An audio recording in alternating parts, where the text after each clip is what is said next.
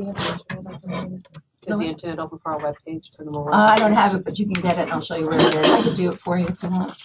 I'm going to get this out of the way so it's not in your way. They can't see that anyway. I usually start by saying, and I can edit some of this out in the video. I have some fancy skills. So it's really, really a pleasure that our very own Patty Eckardt would do this first Friday, but it serves a mutual goal. Because as the chair of the IRB, and with all of the new kinds of pieces that have been coming to us pleasantly in email, we need to be able to hear it at once. We're going to record it so others can hear it as well. And then I know you all have burning questions. I don't doubt that. But as I said, from a technical standpoint and being online, let's try and keep those, if they're very specific to yourself, I'm sure that Dr. Eckardt will answer. But if they're general to what she says and everyone can benefit, let's keep that conversation going. So that's kind of the plan. I said that she could also show you the web page, and I also make people worry. So those of you guys out there, just in case I turn this whole thing off because we click on the wrong thing, I'll apologize in advance.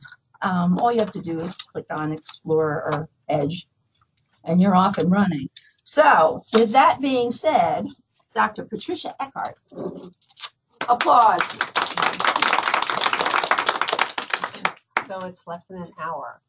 Can you hear me? Do you need this? No, you don't need it at all. Yep. So it's less than an hour that we have, and if you did come with specific questions, you'll probably have to make an appointment with me to speak about them. We'll do some here, but the intent of today, we're really going to go over what frames human subjects research ethics, what research is, and the changes to the common rule. Okay, so we will get some of the changes. The Molloy webpage has really been updated the past year to reflect a lot of the changes. Does everyone know what the common rule is? If you don't put your hand up, it's fine to say you don't know. That's fine. Yeah, everyone's heard of it, right? If you've heard of something, you might not actually know the intricacies of it. But I'm going to start first with the frame about ethics in human subjects research, and then we're going to move to the common rule. So, human subjects research itself is defined. It hasn't changed. That hasn't changed. Other things have changed.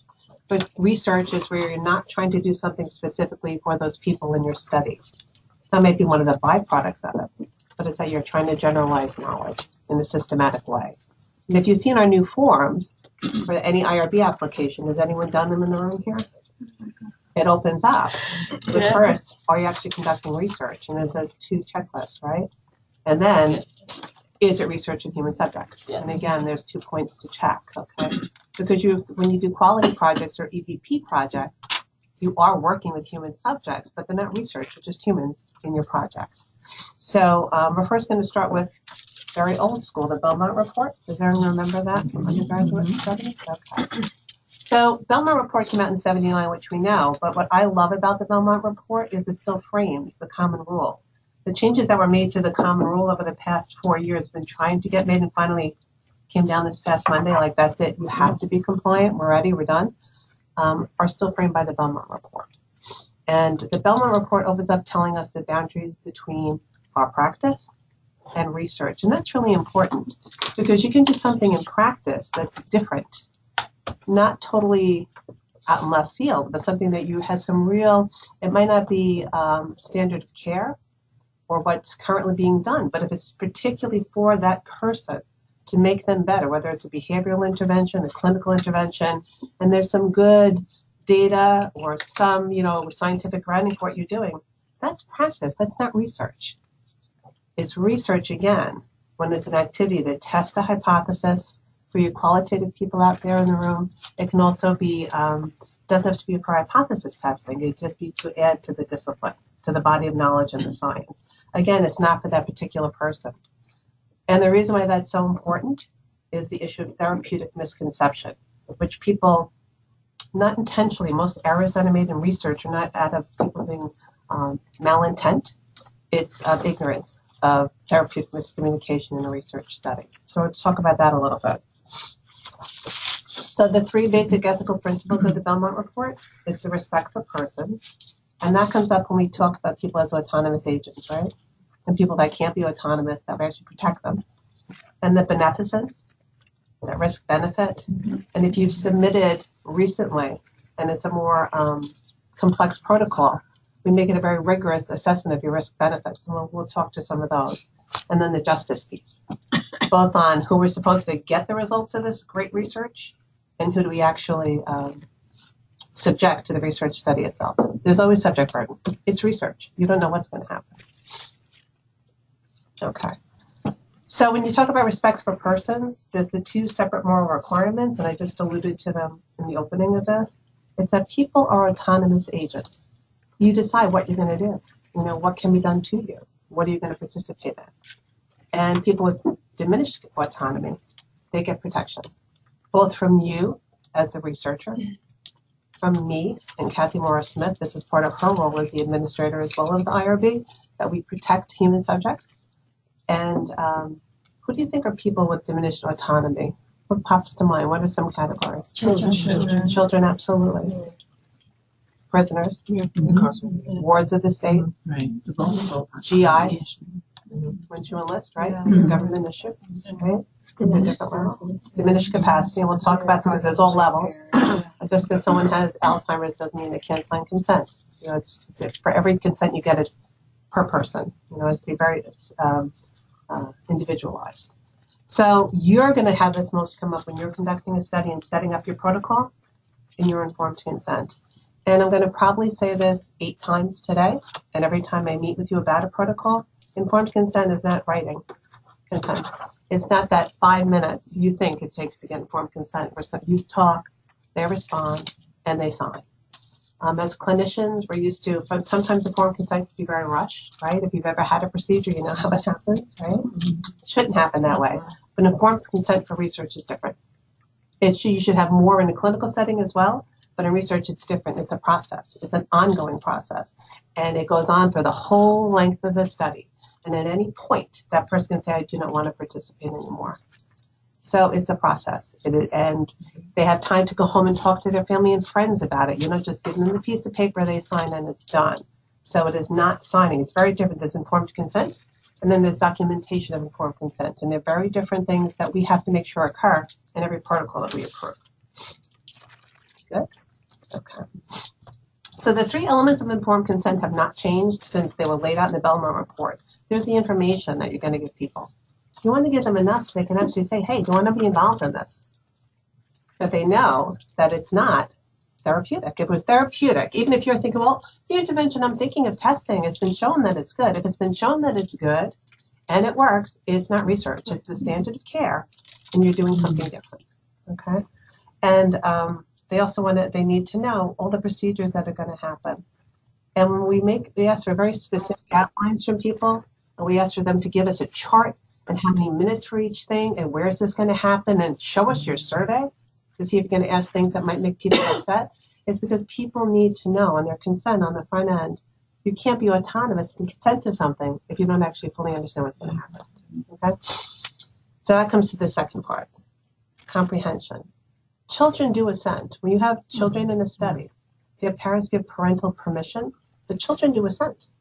Up until a legal age, there's all different types of assent. The way you get a 2-year-old to assent to an oncology study, what you need to do for them to comprehend, versus that child maybe just a year later, when they've already been subjected to so much, they probably have a lot more maturity than any of us would in a medical research study. Compared to a 14-year-old, you again have to make sure that you give it at a level they can comprehend. And you know what the basic comprehension level for even an adult consent is supposed to be written at? 6th grade. Yeah, 7th to 8th grade reading level. Yeah.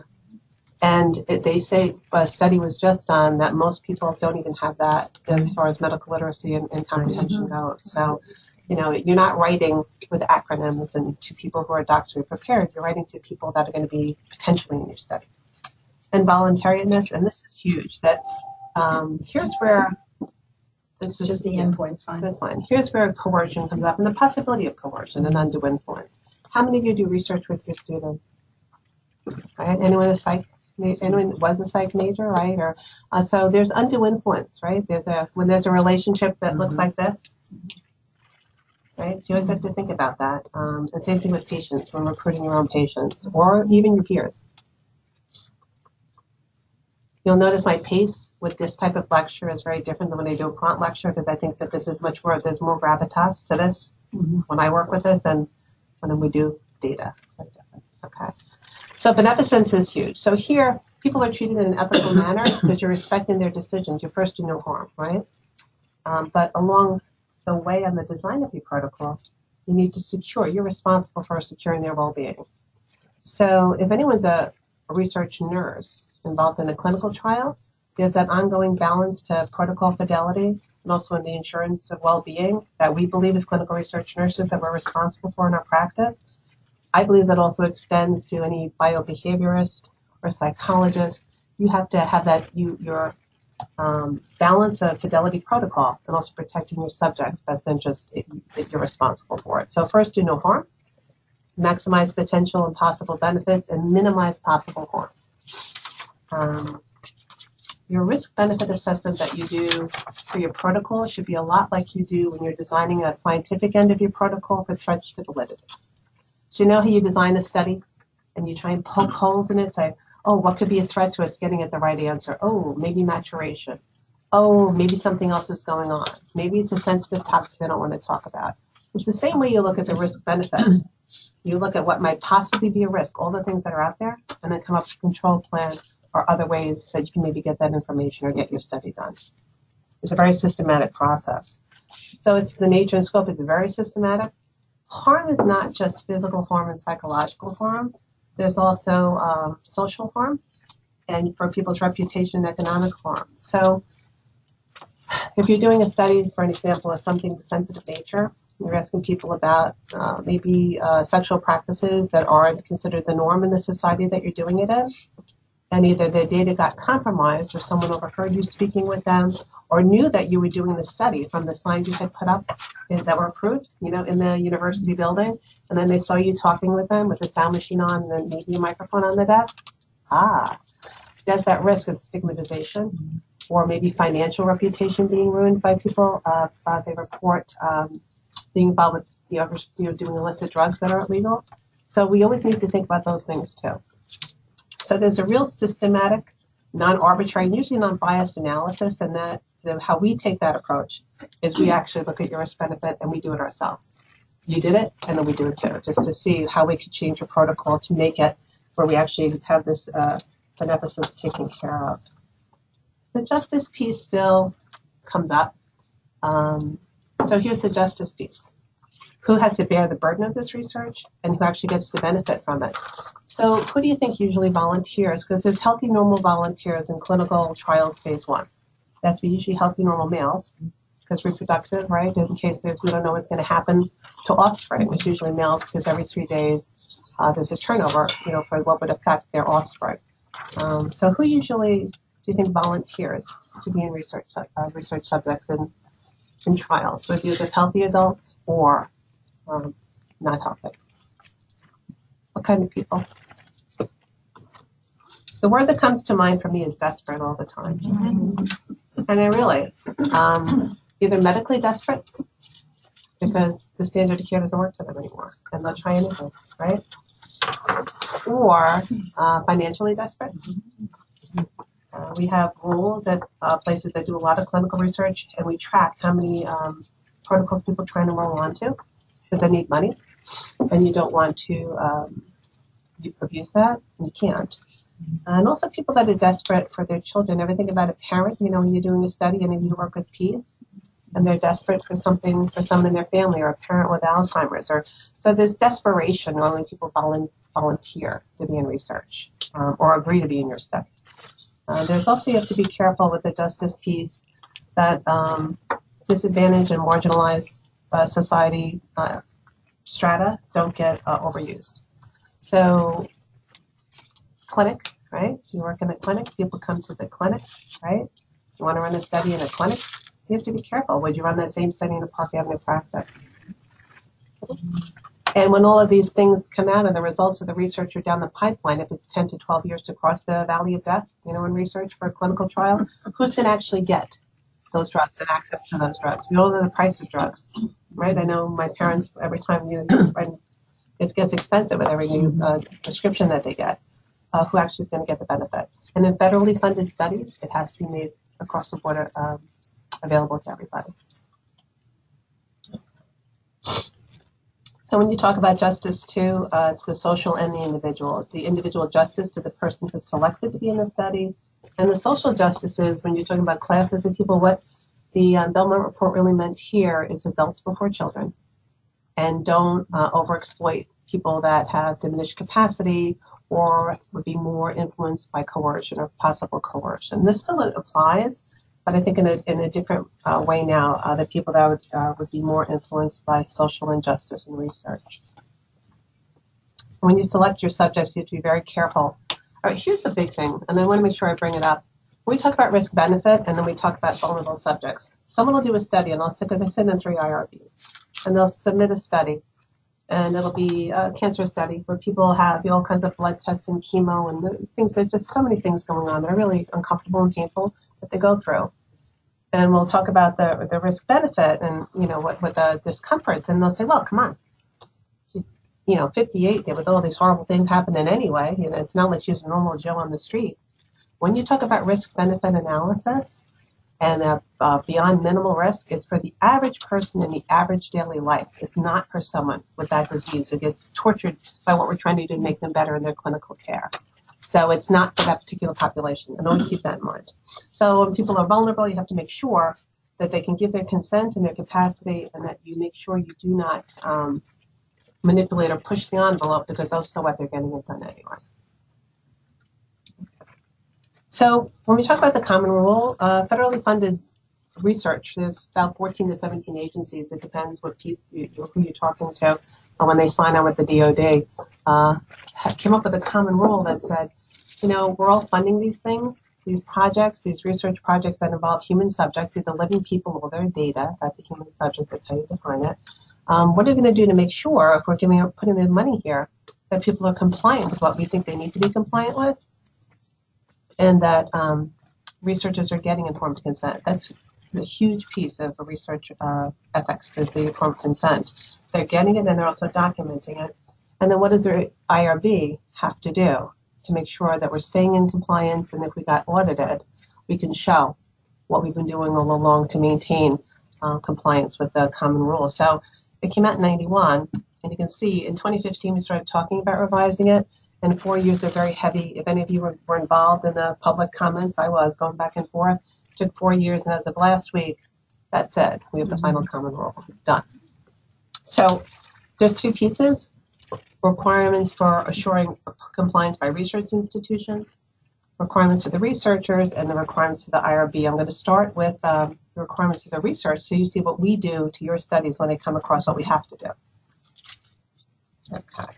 There's also the subparts B, C, and D you'll hear people talk about. So the common rule is called 45 CFR 46, and it's part of the public health law. That's what it is. And subpart B, C, and D have for vulnerable populations additional protection. So we took out, I have pregnant women in gray because it's not, remember you used to look and say, why are they worried about pregnant women taking the survey? No one worried about pregnant, we don't think pregnant women have diminished capacity. It's that the neonates or the fetuses they're carrying have diminished capacity. Their mom consents for them, right? So subpart B is for that. Pregnant women have actually been taken out of the language in the updated common rule. Anything that's updated, you'll see I've changed the color on it. For those of you who are familiar with the common rule, I want to see the changes. Subpart C is additional protections for prisoners. And trust me, if you've tried to do research with prisoners, as well as it should be, you have a lot of hurdles to jump through and things that would be approved, but the general public will not be. And I say, thank God. Because diminished autonomy again. And then same for children. The Department of Health and Human Services regulations, here they are, 45 CFR, Code of Federal Regulations is what that stands for, Part 46. I want you to get very familiar with that language because everything that's on our webpage, everything's in our structure and policies, everything's that's in these huge long forms that you're filling out and saying, oh my gosh, what happened here, are all directly from the Code of Federal Regulations. That's how it's set up. The Food and Drug Administration also has regulations, and if you're involved in research with a new drug or device, you have to actually speak to 2 kings, 2 people. It's the DHHS regs and also 21 CFR, which is the federal regulations for the FDA. The nice thing is they didn't always go together. They're now doing a marriage of them. They're going to have a common, it's coming up by the end of this year that they'll be aligned, so it won't have two separate courses to report up to, so that's pretty neat. So to make sure that research institutions are compliant, they make us go through a checklist. After we look at your research, we have to actually go through a checklist and say that we are saying your research protocol meets this, yes, this, yes, this, yes. If not, we can't approve it. We cannot approve it. So we need to make sure that all of these requirements are determined. What you usually get back from us, no one ever gets, it's rare, I've never seen anywhere I've been, approved as submitted, unless it's a resubmission from a prior year. You either get approved as submitted, modifications required, and when you get modifications, we have to tell you, do this, do that, remove this, do that, or it gets disapproved, this study. And it doesn't mean you still can't fix it. It just means we can't tell you exactly what to do, either because there's not enough information provided for us to know what to tell you what to do, or that we really need to chat with you to come up with a different approach to try and answer your question. So I'm going to walk you through these. You want to make sure you're using procedures consistent with sound research design and that do not unnecessarily expose subjects to risk. And whenever appropriate, use procedures already being done, like clinical data. Like don't take an extra cut on a biopsy if you already have enough left over from the tissue that's there. Don't give people extra exposure to x-rays. And that gets very, if you do x-ray, we don't do them here. If we did a study that involved radiation, I'd have to get a radiation specialist to weigh in on it because there's rules of how much you can give to subjects. And this is where our review of your science comes in. If there's bad science and it's not a sound research design, anything is excessive subject burden, and the risks outweigh the possible benefits. Because a minute of someone's time in a poorly designed study is a waste of that subject's time, and it's a burden that's undue. So we will hopefully be moving here where there'll be scientific review committees within each area who can actually do the scientific review before it comes to the IRB, but we don't have that right now. So we do bring in consultants here who are experts in different fields to look at protocols that we don't feel we have total representation on to look at. We want to also make sure that the risks are reasonable in relation to the anticipated benefits. And again, what we really care about is that risk to the individual subject. You can talk about moving science down the line. That's the intent of all research. We really care about that person for their risk subject, their risk benefit analysis. We do not consider the possible long range effects. At the bottom, because everyone will say, well, this is going to advance treatment for this group of subjects. That's fantastic. That's the goal of all research, right? So it's for that individual person. That selection of subjects is equitable. And this comes to two things. So that we're not over sampling people that are vulnerable. And that also if it's something that has a potential, it's still experimental, but there's a potential for real benefit and it's not available outside of the research setting, that everybody is included. And that's why we talk about adequate representation of minorities, women, special populations. It's because it's the only way you can get that, and it's nearly at the verge, like it's a phase 3 clinical trial when it's just about to be post-marketing. We're talking about drug trials is where a lot of this comes into effect and to play. That's where we want to make sure if you can't get it outside of the research setting, can they get it? Or then they're in the study. Okay. That informed consent is, and we make sure your informed consent is done hopefully so well. We're really trying to educate on this, but that it's done prospectively, that it's done with full competence and autonomy on the person who's giving the consent, and either it's appropriately documented according to the regs or it's waived for the documentation. And when you would waive the documentation, the reasons why you might waive documentation, if it's a very sensitive nature, the information you're getting, and the only thing that would actually show the subject's identity would be the signed consent. That's one reason to waive consent. And there's prescriptive ways you can waive consent. It's a checklist of 3. Okay. That there's good data safety monitoring. When you're doing drug trials, sometimes you really need to monitor along the way to make sure that if anything comes out that people might not want to participate anymore, like we get a lot of serious adverse outcomes, that you report it. But they also want to make sure that you have safety and confidentiality of the data. This is in blue because there's a new criteria with something called a limited IRB review. And it's about the explosion of omics research and biospecimens, and how many of you have swabbed your cheeks and sent it off somewhere to find out where you came from? What'd you sign away your data on? Everything. Yep. So I will never swab my cheek randomly. I won't. So the limited IRB is for this type of data, because when you give over your data, it's very specific here. This is for secondary research, but you'll see in the consent later and elements of consent with biospecimens and data that could be identified or even not identified. Now we have to tell people what's going to happen with their data. You have to tell them one way or the other, which is a really smart, great change to the common rule. It's a response to science. So here's what you should know. We do review all the studies, the IRB, the Institutional Review Board, and there can be a layer above us of administration or outside parties that want to review it and see what they think. But if a study is not approved by the IRB, there's no layer above us that can then approve it and reverse our decision. Because the intent, the job of an Institutional Review Board is to protect human subjects. We answer to the federal government and to the subjects in your studies. That's who we report to. That's our reporting. And we can suspend or terminate a research study if we feel that it's not being conducted in accordance with the way it has to be to respect human subject rights. So the general requirements for informed consent, and I'm happy if I can walk you through these. I'm going to just briefly tell you about the different types of review, but this is what I really wanted you to see was informed consent, because when we review a study, you send in your protocol, the first thing I do is look at your recruitment material, and then I read your informed consent. And if then when I go to the protocol, like your executive summary and everything that's in there, and I have any surprises, I didn't realize they were doing that. I realize there's something missing in your recruitment material and in your informed consent. So if I get surprised by the consent, I know the recruitment wasn't adequate, that I got a little surprised, there's something's missing, and probably not on purpose, but there's something missing. Actually getting people to show up to talk to you about it. And that the consent doesn't fully describe the protocol, we know there's something missing. So before any human research subjects can be enrolled into a study, you have to get a legal informed consent by them or their LAR. You'll hear us talk a lot about a LAR. It's a legally authorized representative. Okay. It's not their healthcare proxy. It's a parent. It's a custodian. And we have to make sure that there was no coercion and that they have sufficient time to reflect. So you'll hear us talk to you about describe your consent process. And what we really want to know is, do they have time? You talk to them about it. Do they have enough time to talk to people that are important to them that help them make decisions? Like not just here's the consent sign, here's the intervention.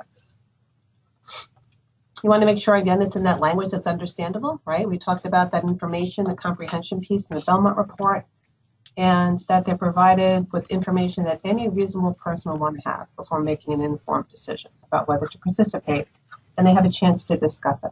So it's not like when you're going in for surgery and it's like, imminent, you have to rush. This is very different. This is new.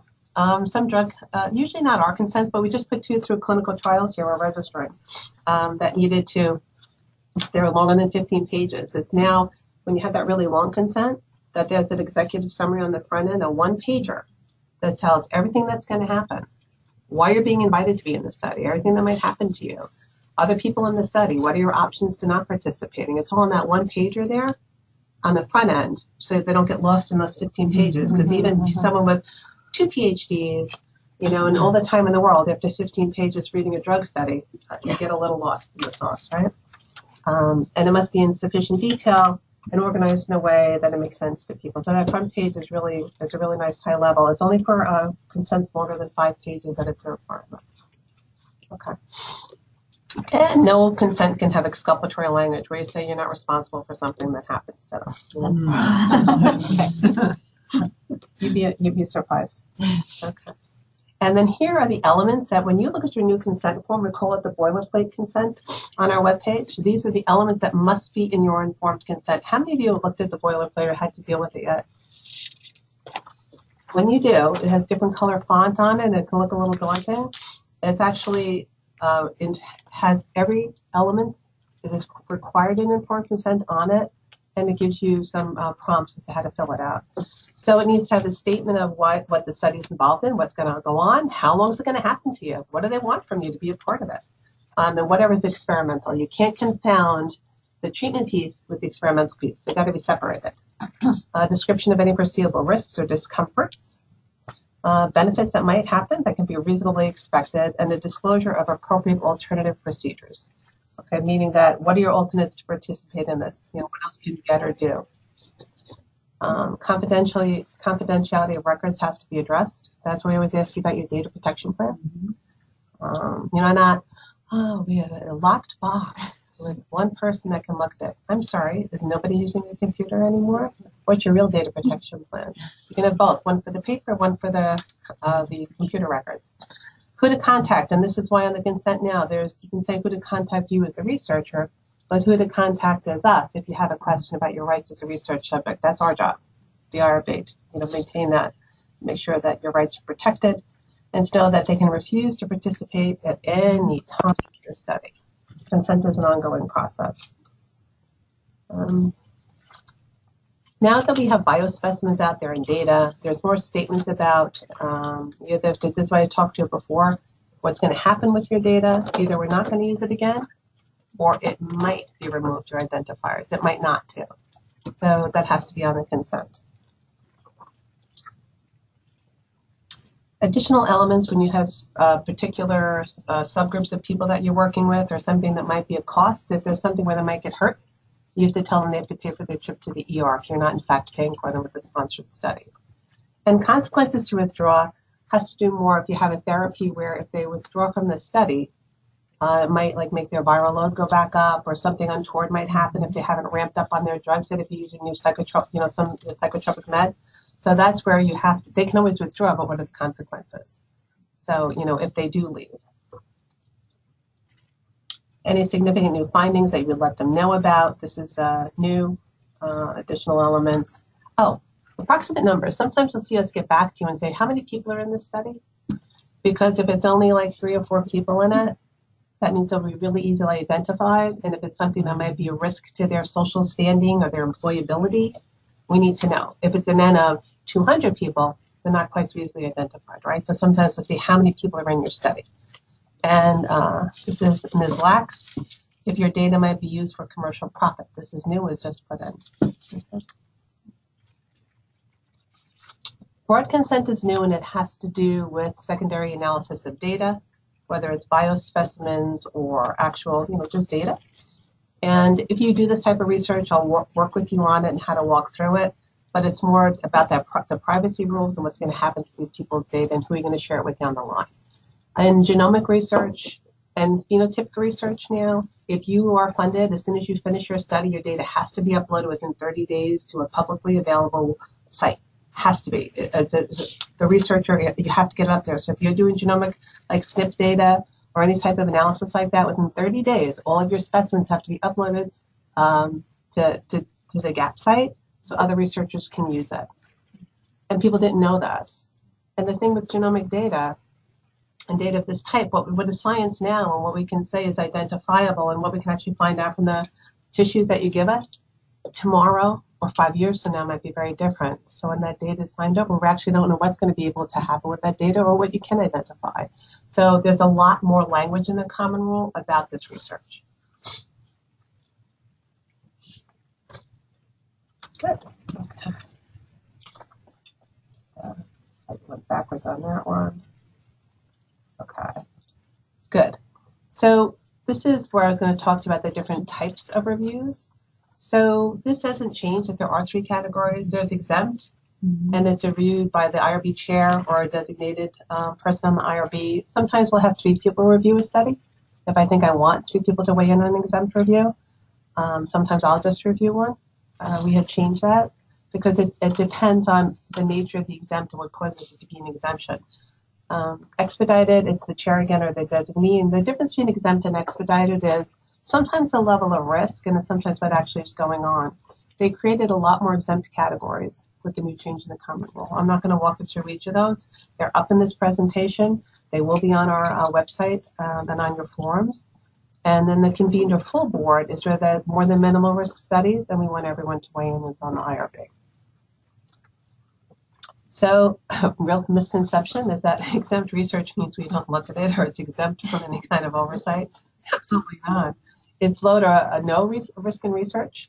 It's exempt from the full requirements of the common rule. Those things I just walked you through that we have to check off that you hit those 7 points, right? It doesn't have to go. It doesn't have to go through that full review there, but it definitely has a review that it goes through. So it's not exempt from ethical considerations. So everything I showed you on the front end with that Belmont report, that still applies.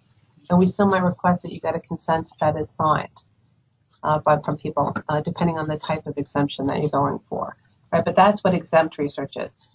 Different from that is when we look at your study and we say, hey, it's not research, it's action research, it's a quality improvement project, and that is exempt also from the common rule, but that's because it's not research. Whereas exempt research is actually human subjects research. It's just exempt from those 7 notes we have to hit for the common rule checklist. Okay? But trust me, it gets the same review to make sure that beneficence or autonomy, or beneficence or autonomy and justice. Okay, the categories is more for things like, in general, observations in public areas, right? When you're just watching what people are doing. If you're collecting data without identifiers, survey data, right, or things in normal educational practices. Exempt categories can be applied to usually some parts of Subpart B, people that are covered in that. Pregnant women can be involved. Subpart C, usually not, only if you're going to get prisoners accidentally in the survey that you're putting out. And Subpart D with the kids, again, in the IRB you can always hold it to a higher level. So, some children's research can be exempt, others cannot. It depends on what you're actually doing in your project. So we do a lot of this. If you're doing research in normally like educational settings, right, that doesn't impact the education delivery or the assessment of it, and the blue is what's added, the assessment of it, it can be exempt if you collect the data without survey identifiers. Research that, a quick little survey, if it's recorded again without identifiers, or if it's recorded with identifiers, that there's a limited IRB review done on it as well. So this is when you think of that stuff that feels like it's not so much subject burden on it, it's not more than minimal risk. This is new. Any psychologists in the room?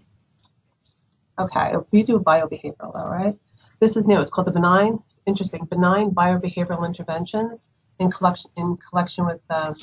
conjunction with collecting information from adults. So it's supposed to be a brief intervention, like when you have people do the Stroop, like looking at colors and letters, or filling out a brief survey, or playing a quick little computer game. It's not where you're giving an EEG to a child, and it's not where you're doing it over 2 times. This is quick, brief. It's not a real subject burden. There's nothing physically invasive. They're not putting paste on anyone's head. And it's not where they'd be offended or feel embarrassed by it. It's the examples of it are like those little giving them puzzles to solve under various noise conditions. And this is a big change for the common rule. We had 2 different ends of the spectrum. One was to deal with omics data, right, omics research. The other was to deal with these benign behavioral interventions where people, it's not something that's so, so much subject burden or anything that takes a lot of time, and it's nothing that would be an issue. Those are the 2 ends of the spectrum that the revisions of the common rule happen. So benign behavior intervention came here. So mute. So we're getting feedback. I will, you can keep talking if it stays on. All right. So secondary research, right? A lot of people do secondary research information. Yeah. I will mute you. You will see. You are now.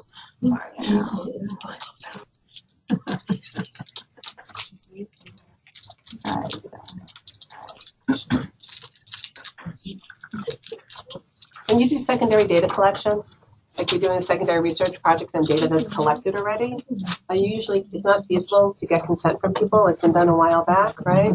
So that could be exempt, and sometimes they'll give you something called a limited data set, where you don't take the full data set and we strip identifiers off it. You can actually do the research on it, and that's usually exempt as long as it's stripped, the information stripped from it. Click in the middle of the slide. Get it moved. And maybe there's endpoints for that. It'll maybe come up, but it'll go away. Okay. Just leave it. Food quality, and evaluative processes when you're looking at larger, like evaluation research projects, are usually exempt research as well. And storage or maintenance of secondary research when used a broad consent is exempt as well. It's going to get a little redundant when we get into expedited categories. This is all the new secondary research stuff, which is important. You want to go back and look at those specimens that are uploaded for secondary research. That's why moving forward, we're making sure people get consents to say, hey, this was to happen with your data. We're going to leave it identified, maybe not, or we're not going to use your data at all, even if it's de-identified. You need to let people know because there's a lot of ongoing secondary research, which is important, right? Because doing biomarkers and trying to target diseases that are very specific. But that's what this is all about. Expedited review, we're still doing these categories have not changed. It's like you're talking, I guess, Emerald, right? It says kick it up a notch. And expedited review is where we have to go through those points because the research doesn't quite meet the exempt categories. You're collecting identifiers, right? Maybe. So we need to look at it that way. You cannot use the expedited review process with prisoners, with classified research from the government, or when there might be stigmatization from people with their reps. So when you see on our application, if you're asking things about, commonly unaccepted sexual practices, or do you beat your children, things like that, or have you ever, killed somebody? And I'm not saying it's a joke, but seriously, because we're trying to do things that are deviant behaviors too in research. That could never go through an expedited review. It would have to be a full board review because the invasion of privacy and if there was a breach of confidentiality, people could really get serious harm done to them if this information came out. It's hard to do an expedited review on anything that's clinical studies of drugs or medicines. And if you get involved in one, I'll speak with you about that. You can do it at certain times, but not if it isn't FDA approved and if you're using it off label. Yeah. Can I ask a question? Yeah. With that, if we're looking at secondary data, like maybe chart data, medical records, and that information about maybe illicit drug use or sexual habits and so on is on a patient's health history. Right. That would then go for an expedited or... Right. No. So it depends how you collect the data. So if the data is sitting there and you're going to go through it chart by chart, and you actually collect, the HIPAA identifiers, there's a list that we make you go through for FERPA if you're doing educational data, and HIPAA. If you're going to collect any identifiers like social security number or name, and you might need to do that to link the records in the MRN, right. And you're specifically looking at sensitive data, you probably would get a full board review. Because if the breach of confidentiality happened, like you had it on your desk and a graduate assistant came by and saw it, yeah. So you can always kick up the review to a higher level because the expedited and full still get the same look, just the full board, we all weigh in on it. Right. Yeah, so good question.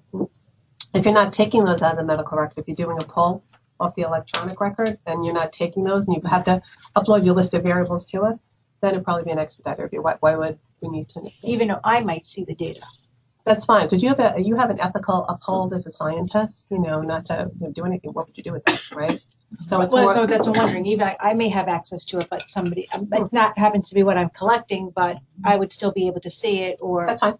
That would be okay. Yeah, because you're not going to do anything with it. You can see it as a clinician too if you ran it pulled into a chart, and you still wouldn't. Yeah. So this you probably never saw. This is the limits. I just wanted to just give you a quick peek on the limits of blood that you can draw from people in a study. And in multiple, like we're doing HIV studies in another place, so I have an affiliation where you do a lot of HIV studies. You guys go through a lot of blood.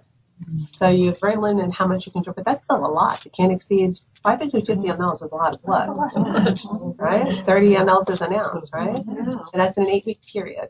Healthy non-pregnant adults, and you can't do it more than 2 times a week. That's how you have to be very careful too. If you are working at a place that does do these type of studies, you really have to track how many studies people are in. Because this has to be in all the studies that they're in. It's not just your study. It's every study that they're enrolled in as a subject. And with children and other adults, you have to consider their age, weight, and their health. So if you have someone who's undergoing chemo, it's different. Okay? So it's just good for you to see this. There are rules of what you can do with people with their biospecimens. It's expedited if you're getting things like hair and nail clippings that are normally coming out in a non-disfiguring way. People can give you their teeth if it's going to come out for routine care for extraction, right? If they're already being extracted, and it's so things like that. So, and we do a lot call it biomarker salivary data, even though the cortisol data is usually not that informative, right? Because you subject them to so much stress getting the sample. It's really not that valid. But you can get uncannulated saliva. This means you don't put a cannula in. If any of you have ever given salivary data for cortisol, it's very trying to do it. It's a lot of work. But you can get these kind of things. So the takeaway for this is if you prospectively collect biological specimens, and it's already stuff that's already, like placenta, after, that's already going to be part of prophylactic. You get teeth cleaned, and they want to take, if they're doing tartar studies, on dental caries. If as long as it's not above and beyond what's already being taken, you just take a little extra while you're there. X-rays, I told you we're very careful about those. Pulse oxes are different. So this is just for you to see the type of things that can undergo expedited review. Recordings. I want to talk to you a little bit about recordings. As this change, I'm going to open it up because it's 10 to 1. Unless you want to keep going through these. It used to be as soon as we were getting recorded data of either audio or visual recording, we had to make it a full expedited review. You can now get an exempt review if it's done in a certain way. Sometimes you can do recording. You said full expedited. You mean an expedite? Had to have an expedite. Had to have an expedited review and go through the full criteria. Full criteria of that on an checklist. expedited review. Yeah, but now you can sometimes get an exempt review with these. And this is interesting. I was at another IRB's meeting. I'd actually sat through 3 others this week to see how they were handling the change because it just went through.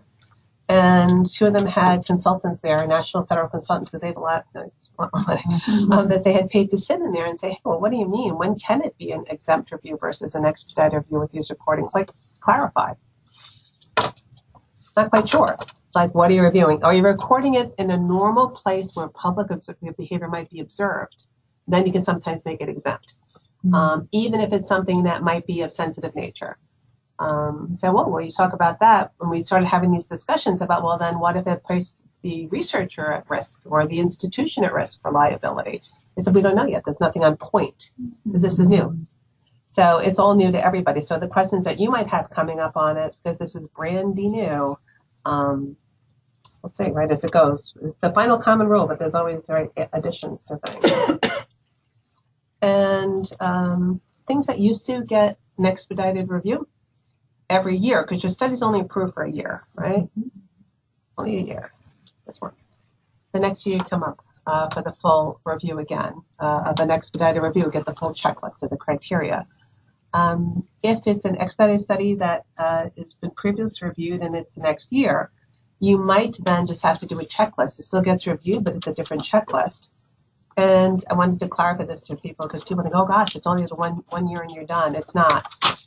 If you had a continuing review, you had a review done already for a year, and then if the research is permanently closed to enrollment in new subjects, all the research is done with the interventions, and it's only active for long-term follow-up, and no more subjects are being enrolled, and there's no additional risk, and where the research activity is only limited to data analysis, yes, then you can have that review. So things are, it's not that it's that, blanket, it's only one review. And expedited reviews can also be for continuing review of research if the investigational drugs have already been FDA approved. And when the IRB convened at the full meeting and determined that there was not more than greater than minimal risk of the study and no additional risks were identified through the investigators for sure. So this is probably the most important slide. Research subjects are the most vulnerable and usually desperate of the people that you serve. They do include altruistic, healthy volunteers, even if it's a parent or a daughter or a spouse of somebody who's doing it because they want something better for the world that other people don't have to suffer to what their spouse or child did. And they're donating their living body to science, actually, right, for the greater good. Because when we do these studies, we don't even know the safety parameters in phase 1 trials. No clue. You have rat models. It's not the same thing. You have mothers consenting for their children for multiple competing reasons, and you have those financially and medically compromised and desperate people. So it really is your obligation and ours to protect them and to place their rights above everything. Even though we all think we have the best science and we have the best study, science requires replication.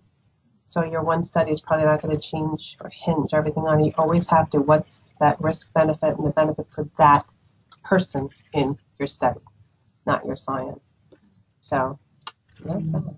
The website has everything up there, and new forms are nearly done. I'll bring Monday. that up while you start some Q&A, but for right now, I'll bring the site up for you. Does this affect the city training? Does it have to be? Because I just did my city training in January, and when I did it, it said, by the way, changes are coming. Right. Does that invalidate? So I will tell you something. The city training has basic currency that's accepted nationally and also in the international harmonized guidelines of research, IHI GCP2. So what you have to do is the responsible conduct of research. And if, on the website, I have a little podcast with me talking about it and showing you. It's responsible conduct of research. Everybody does that. And then if you do it initially, you can refresh on it. And that's good for 3 years when you do it. And it's short. It's, oh my God, my city training. And that one usually takes about 3 hours. And then there's the human subjects protection, which is the other piece. And you either do it in the biobehavioral, social, if you do more that type of research, survey research, or in the biomedical, which is, I do both. Because, I conduct both types of research. You do one or the other. And that's called HSP, and that's good also for 3 years. And if you go to the website, I actually have the list there, and it shows you, talk you through it. What will change is that the definition of a clinical trial changed. So we always think of clinical trials as you got drug, you didn't get drug. You got placebo, you got a different. It expanded. So the definition of a clinical trial is any prospective assignment of a group to a treatment, whether there's a comparison group or not.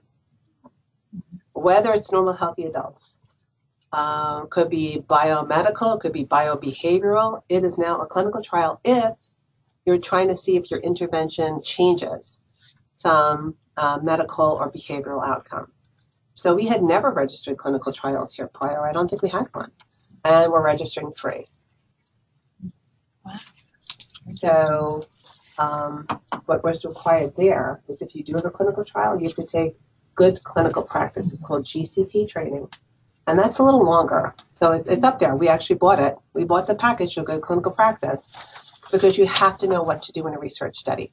I'll be honest, if you're not trained in biomedical by people that do a lot of clinical research, you've never heard of an adverse event, a serious adverse event, or an unanticipated problem. They're called AEs, SAEs, and UPs.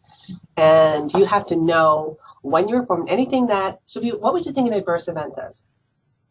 Just be on, what would an adverse event be? Cardiac arrest. Right, we think it's something really bad, right? An adverse event is any change from baseline. So you could do a research study with people and you're looking at, I don't know, their activity, physical activity when you give them a certain type of calcium, magnesium, whatever, right? And then this has nothing to do with your study. They walk out and they break their leg. That's change from baseline. It's an adverse event. It's not a serious adverse event, but it's an adverse event that needs to be reported and needs to say, okay, you make an assessment of it and say, well, is it probably directly related to the research study? No. And the reason why these things are important are because if people keep having adverse events, when you go through the clinical trials, you don't know everything that happened. It hasn't been out there enough to know everything that possibly might happen from your intervention. You have to report these. So good clinical practice, the GCP training covers these things. And how to actually keep your research records. How many of you know that the clinical document and the research record are 2 separate things? You have the research document's the primary one, and that's one that gets audited, and your clinical documentation is different. Even if you're a psychologist doing something in practice, you have to keep a research log, a research record for each patient and for the whole study. And for 3 years after the termination of the study. Again, the GCP covers this, and we're starting to do those. So we have the definition of clinical trials, the updated one up on our website. We're not sure where can I go for that? On the application. It's actually on the application. Well, Here, I'll go to, I'll do it. I'm here. So if you just go to Molloy. I unmuted out most of the folks who might want to ask a question out there. I think that you're unmuted, but I'm not sure. So you can give it a try if you want to ask. So this is Lisa. Terrific. I unmuted correctly. Yes. I can hear. So I have something to share about unanticipated adverse events. Which one? We did a survey at one of our global sites in Ghana, where we were looking at toileting hygiene in the school-age population that was on site. And we didn't go through all the, I'm going to admit at the outset, we did not go through all of the IRB channels because we didn't realize really that we were actually conducting research. And as it turned out, in our having discussions with adolescents and even younger children about their toileting hygiene at home, we put them at odds with what their parents were supporting, practicing, holding as a standard in their homes. So it was surprising to me, you know, we sort of created a debacle, and I just share it as an experience. We never thought that we were creating any harm in any way. So that's it. That was just my contribution to that. I have a question about the common law, Patty, and the Department of Labor. Did you say they did not sign? Right. So if you look at the agencies that are on, yeah, they're not, but that doesn't mean they don't protect human subjects' rights in research. It means that they might have a different set of things that need to be looked at. Mm-hmm. It doesn't mean that all federal agencies that fund research have regulations and follow the Belmont. But there's different rules that apply to different types of research and things that they need to look at to make sure things are being adhered to in practices. So it doesn't mean that they're being egregious or negligent in protecting human subjects. It just means they have different things that need to be looked at. And the common rule is not a one-size-fits-all for them. Yeah, but Lisa, to bring you back to what you talked about there, that's where that risk, thank you for sharing that, but that's more of that risk-benefit analysis we talk about, that systematic, like what possibly could have, right, come up. And hindsight's always 20/20, and trust me, that's why there's always so many amendments to protocols when you're actually doing them, because things come up. But that's that risk we talk about, where that social or familial, you know, get up that tension for that kid. You know, your parents are mandated. It's tough, right? Or society's mandated to interview a parent to what they say they're doing with their children, right? If they're doing it in a focus group, focus groups need to be very cognizant of that risk. It's the thing with focus groups. You love the focus group. You have to be very careful about those.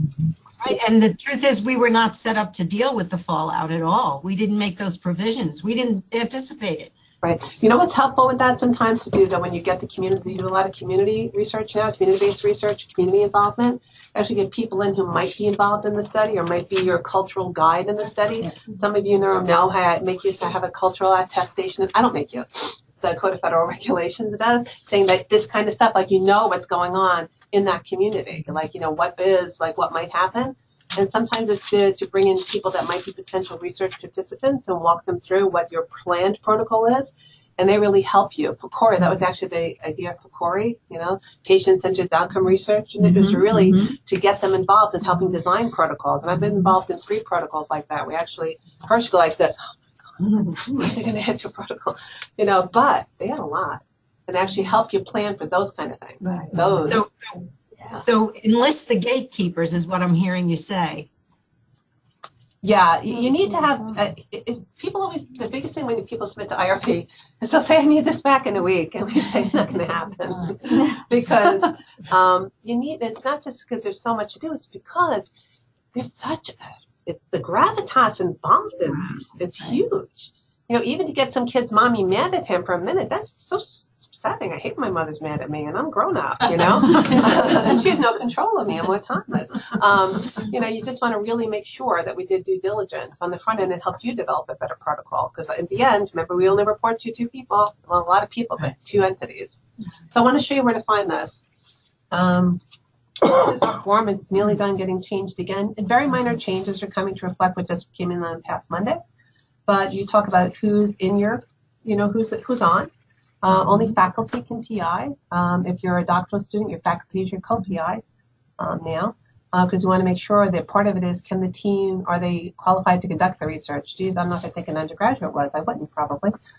So your investigators, when they completed their RCR, responsible conduct of research, when they completed their human subjects protection, that HSP, is this big enough? Make a little bigger. And their role in the study. And the reason why I wanted their role in this study is if they need to do more training. One just came through where someone's mostly doing data analysis on the study. And I gave them additional modules that are from the National Institute, the National Health Statistics, that we use in one of our courses here in analytics. And they actually got a certification on confidentiality with large data sets. from the National Institute of Health Statistics. It's free, but I sent it to them to get that. So we want to know what you're doing, who's recruiting, what are you actually doing. So we have to make sure they're prepared, that person to do that role on your study.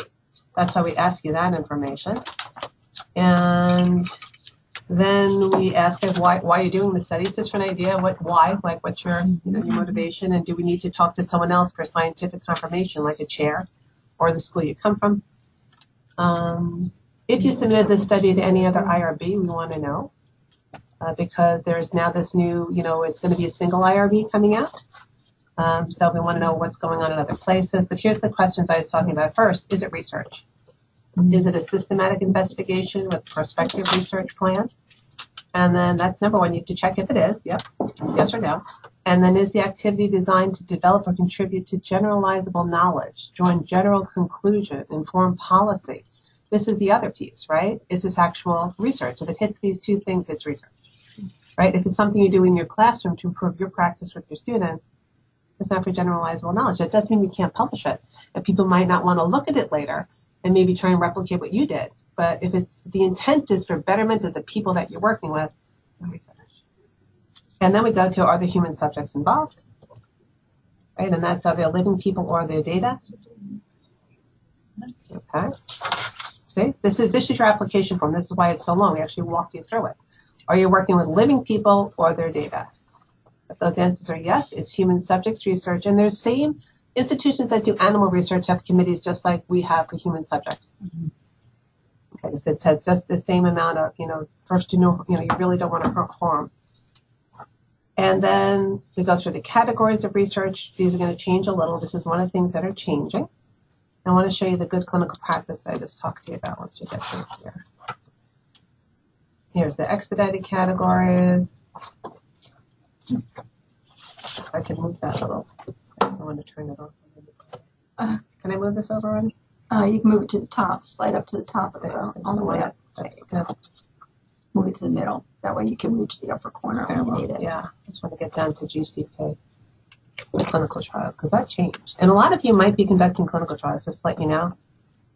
This is where I get to here. Is your study a clinical trial? Here you go. Use the following, this is directly from the NIH. Use the following 4 questions to determine the difference between a clinical study and a clinical trial. Does the study involve human participants? Are your participants prospectively assigned to an intervention? Is the study designed to evaluate the effect of the intervention on the participants? And is the effect being evaluated a health-related biomedical one or a behavioral outcome? Oh my God, you might be conducting a clinical study, trial. So, Well, Lisa, one second. Oh, should I wait? I'll wait till you. Yeah, wait 1 second, please. Sure. If the answers to the above 4 questions are yes, your study meets the NIH definition of a clinical trial, even if, and this is again directly from their website, you're studying healthy participants, you don't have a comparison group, it's only designed to assess either pharmacokinetics, safety, maximum doses, and so this is used to not have to do phase 1, it had to be a different thing with the phase 1s. Your study is utilizing a behavioral intervention. This is where a lot of us are now doing clinical trials. Yeah. So, and if that's what's going on, you have to then register your trial at clinicaltrials.gov to be in compliance, and that's a public site. You register through the PRS system. We give you the ability to go up there. We have an account. You register your site, and the rule, the law, is that you must be registered and approved by clinical trials. You don't just throw it up there. They look at it and make sure that it looks kosher, and then they put it out there in case the public needs to know what clinical trials are being done, right? And if they can enroll. So it's up there for public use, and it's up there forever. And you have to answer like your study endpoints, your safety endpoints. It's exactly what you do for us in IRB. It goes up. And the rule is that you have to have your clinical trials approval from clinicaltrials.gov within 21 days. It's either 15 or 21 days of enrollment of your first subject. But we go above that. We say, which most institutions do, you cannot proceed and even enroll a subject until you have that certification. It usually takes about 2 days, 5 days after you put in the application fully. So Lisa, go. I think you just answered my question. So if I'm looking at motivational interviewing, then that's a clinical trial. If it's right? if it's a random. If you it's a clinical trial. walk through those 4 questions, because you could say I'm looking at motivational interviewing, you could be doing a secondary data set analysis, and that's where you need to go to those 4 questions and say if you meet those, it's a clinical trial. So it doesn't involve human participants, right? Yes? Yeah, sure. Are they prospectively assigned to an intervention? We're actually prospectively giving them, you're going to get motivational interviewing. Yes. Is it designed to evaluate the effect of that? Yeah. And is there what outcome are you looking at with the motivational interview? That they stop smoking or Exactly. Yeah. Yes. Lisa, this is Dr. Fee. Just to say, there are 23 people in the room, and I'm sure they have questions too. So, and those of you that I unmuted, just so we have enough time, we're getting short on time. Sure. Thank you. Anyone else? I have a question. Sure. Hi, I'm Lorraine. So I'm going to be doing surveys of students and staff, teachers. Now, with the informed consent, would I be using Molloy's informed consent even though I'm a student in another? Absolutely. I know who you are, Lauren Sparacino. Yeah. Okay. Yeah, so I started to see what you sent me. Yes. If you're recruiting or interacting with subjects at a site, our site here at Molloy, you go all through our process because you're not doing the research at your school's institution, right? Right. Here. I'm doing it here. That's why I asked you. Remember I said are other institutions Yeah. involved? You come through us because the whole thing again is protection of human subjects. So since you're using our subjects, getting them through us, the recruitment and consent is happening. It's our stuff. If you were doing it at another site too, they might take our approval and look at it and see. But wherever you're actually doing the research is where we need to. So I sent you the link the other day. Yeah. Okay, so just use your informed consent and you're doing the because it's checklist. part of your doctoral studies, Yes. right? So they would want to see that you have site wherever the human subjects are. That's usually where the responsibility lies for the IRB. Thank you. Sure. I appreciate it. Anyone else? Yeah, Patty, just like when I did the study in Ireland, I got the approval from them and us, that both schools. Right. IRB Were you seeing approval. students at both sites? Sorry? Were there students from both sites involved? No, But you probably gave their approval to us, and we looked at it and said, okay, because that's where the subjects and participants are being recruited Right, and we put it consented through in the both intervention. IRBs. Yep. And what will happen there is usually the secondary IRB, as long as there's no involvement in human subjects at their site, will take your determination from the IRB where the participants are and say, okay, we're aware of it, we get it, we agree, Dan, here you go. And you get approval to proceed from both. If you're a faculty member here and you're doing research somewhere else, you need to be very careful. If you're using our name, that you're stepping forward as Molloy faculty doing the research there might be liability to the college based on your research. So we need to see how it's presented. Right.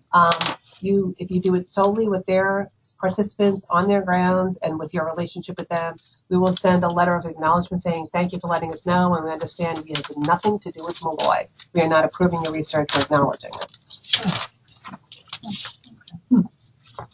And this is Dr. Kathy Morris-Smith. She is, aside from her other role, she is the administrator of the IRB. Any other questions?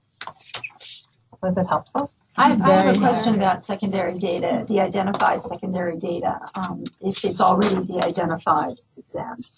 If you have legitimate access to it in your role and you de-identify it to be used in a research component of whatever you're going to do, and then it's de-identified. But because you're a clinician and you have access to it as a clinician, you have the right to some things. If you then were going to use, if you were able to de-identify it, and from that point on, never have identifying information to it.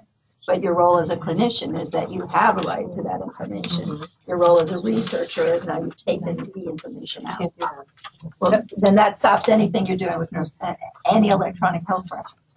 No. Because as a nurse, and I understand there are limits, but I'm suggesting that when you have, and many of us have two hats, when you're in the hat of clinician and you have access to this information in your role, and I'm not saying on the 5th floor and the 3rd floor. I mean, that patients agree to for clinical records. Correct. Then in order to do any analysis on it, you take identifiers out of it. Right, and get approval from your IRB. Get approval. It's now de-identified. Right, you can do that. So if you have access and you get approval from the IRB, to either do what's called a limited data set or restrict the identifiers. And the identifiers, it's not just the HIPAA ones. With a small enough data set, if you have 3 identifiers, if you have zip code and age, you can usually identify somebody. So it has to be, so yes, you can do it there, but it has to go through the IRB to make sure that they're protected. Is that the question you're asking? Right, you can't just do it on your own. Like you would de-identify and then you start using it. You still need someone else to say, this is good. Yeah. Yes. So in other words, with a retrospective review, Right. as long as you de-identify. As long as the IRB said it's de-identified enough. And you give them the list of what you're doing. And it looks good. And you did your training. Yes. Yeah. And you don't have to be affiliated with that other institution, just as long as you have permission. Right. So most of this data that you can use for this stuff, aside from the ones that, I mean, I think Dr. Peak has access to some data that some of you don't, which is great. There's huge data sets uploaded to publicly available websites. It's called ICPSR at UMich. It's called ICPSR at University of Michigan. They house it. And they actually merged with the CDC. CDC has huge data sites, publicly available, thousands and thousands of people in longitudinal studies of well-designed studies. That's publicly available data. You can download it, go up to your office right now. You sign a pledge of how confidentiality, how you're going to handle the data. You can download the data because it's already gone through the process. And you have biomarker data. You have blood pressure. You have that, ever wonderful salivary data. That's how much. Yeah, it's available already. Then the second question I have that people probably don't know if they haven't spent the hours of the new IRB requirements, which I'll say again, hours. Which has always been the universal common currency. We just didn't always enforce it. The hours, the one that people, I think, don't realize is the several new sections on web-based data collection. Internet-based data. She didn't say anything about social media and didn't send, that's identifiable. So that there are a whole bunch of rules within that you have to be aware of. With the social media stuff, it's publicly available. Like a lot of people do big data blog. Like they look at, like, even go into a gay, bi, transgender fluidity website, right? And people have blogs. There's blog posts you can go into there. You can pull that data down. That's publicly available data, even though it's of sensitive nature. And it would still qualify as an exempt review. Yeah. But there's still rules. I mean, that's part of rules. Part of the way. This is America. There are rules. Making it. There are rules. Yeah, there are rules. So the internet one that Ronnie's talking about, it's nice. It's internet, but it's a short. It's about 30 minutes. The internet, and there's international. Well, some people do international. This is Deborah. I'd like to ask a question about something that you said about the amount of blood that can be drawn in 8 weeks. You said 550 cc's. Yeah. Okay, so the question I have is, the 500 cc's is normally a unit of whole blood, and it usually takes you about 6 weeks to restore your own blood if you're a healthy person. Part of the question I have with that is, are they looking at 8 weeks as any time before or any time after? Because sometimes you're coming into this trial having blood taken for other clinical reasons. Right. And you can certainly easily exceed 550 cc's in like 4 or 5 weeks. Yep.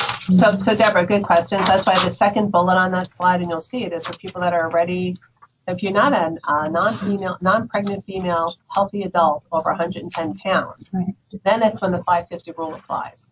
And most universities and medical centers that do a lot of these phase 1, that's usually your phase 1 people, right? Your phase 1 trials. We're so more conservative than the minimum. This is the minimum. This is like the most you can take, but you can also make rules go further. The second bullet is for people that are clinically compromised or might be having blood draw for other reasons or fluid loss for other reasons. It's a much different ballgame. It's limited even more. And then for kids, it's by the kilogram how much you can take. So yes, the federal regs see that, and then most people that do this type of research are very careful they don't bump up against that limit of 550 on normal adults. And on people that are sick, they usually try and access specimens that are already drawn clinically in the protocol.